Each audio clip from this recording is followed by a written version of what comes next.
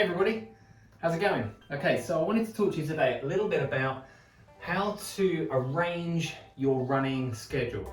Now, I want to talk about two things, and it's the difference between just purely increasing mileage, which is what I see a lot of new or beginner runners doing, and increasing frequency, intensity, terrain, and type of running sessions that you could throw into a structured week.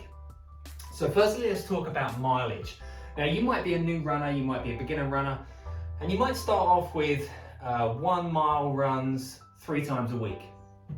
And you might then progress to 1 mile run twice a week and then a 2 mile run once a week to increase your mileage from 3 miles in the first week to 4 miles in the second week. Now, I've put brackets around here and around the next one to say that's a lot of new and beginner runners don't start here. And I really kind of feel that new and beginner runners should really kind of incorporate a lot of walking into their schedule, because that is really what we're trying to do. We're trying to increase our aerobic fitness, and it should really start with walking and running at the same time, built into the sessions that you're doing. Now, that's the reason why I put these brackets around there, because I see a lot of people making this mistake of going in and saying, well, I'm a beginner runner, there's 7 days in a week, so I'm just going to start off at 6 miles. And then what they do is they do 2 mile runs 3 times a week, and then they go to 6 miles, increasing to 7, increasing to 10, increasing to 12, increasing to 14, 16, and so on. It doesn't really give your body time to really adapt to the new stresses and strains that you're putting onto your body. And there is a lot of stress and strain from running, because those landing forces are quite considerable, right? Now, you might have made it to here, to 16 miles in a week, and then you might be thinking more is better, but it isn't, because we want to take time to adapt to a certain running volume. Now, you could spend any of these weeks, you could do the same thing, maybe 2 or even 3 weeks in a row, to allow yourself time to adapt and allow your tissues time to adapt.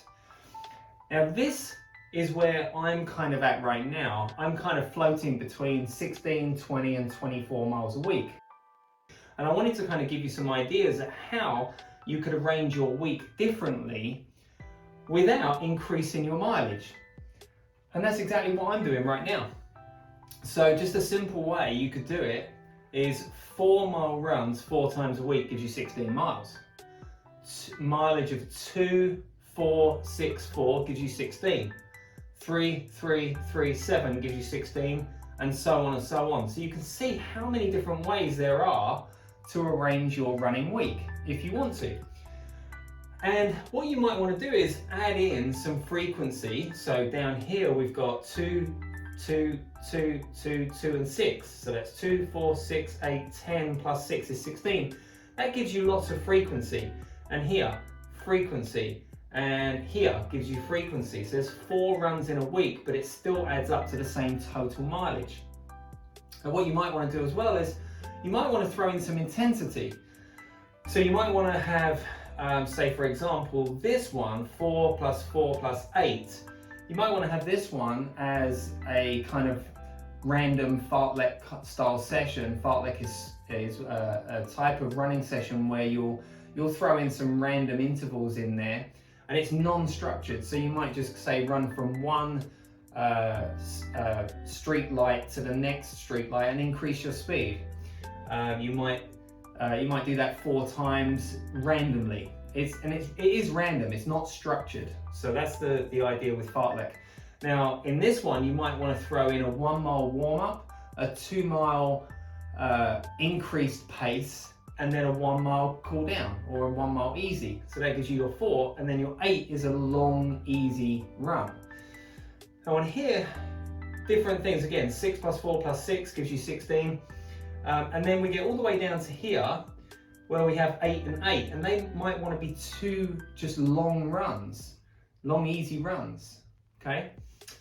The other option you got here is terrain. So we talked about frequency, we talked about intensity, we've got terrain. So for, say, here for example, you might want to throw in some hills. You might want to do a few miles of gradual hills. That doesn't mean you have to go out and do sprints or real high intensity hill work going crazy up hills or doing repeats. It might just mean that you say, hey, today I'm just going to throw in a trail run and go for a 6-mile trail run.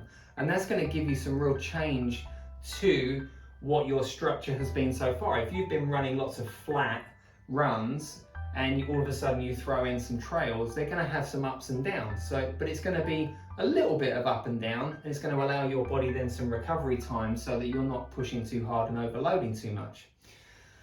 So that's terrain. So you might live in somewhere that's very hilly, and you might go and find somewhere that's flatter. So these are all different options. The type of session or the type of runs that you do, you might go, say here, you might do a warm-up and then a 6-mile tempo run. So you're just below threshold or at threshold. And then here you might just say, well, that run there was quite challenging. Here I'm just going to do 2 comfortable miles. And then a long, easy 8-mile run. So there's so many different ways that you can make this type up. So you could do a track session here where you do, say, 800s on a track. You could obviously do that not on a track. This could be a slightly undulating run. This could be a hilly cross-country run, for example. So it's a challenging 3 miles. So there's so many different ways that you can make up 16 miles a week. All right, so you don't have to just simply keep adding more and more and more and more mileage. And in fact, I would go against that and say, don't keep adding more and more mileage, because what you're going to end up with is you're probably going to end up doing too much too soon, which is what we see really commonly. And you're not going to give your body time to adapt to the mileage that you're running and really get the benefit from running these sort of 16 to 20 miles per week. So give yourself time. There's so many different sessions you could put in there, so many different variations to your sessions that you could put in there. Give yourself some of these variations to your week before you start increasing mileage, okay?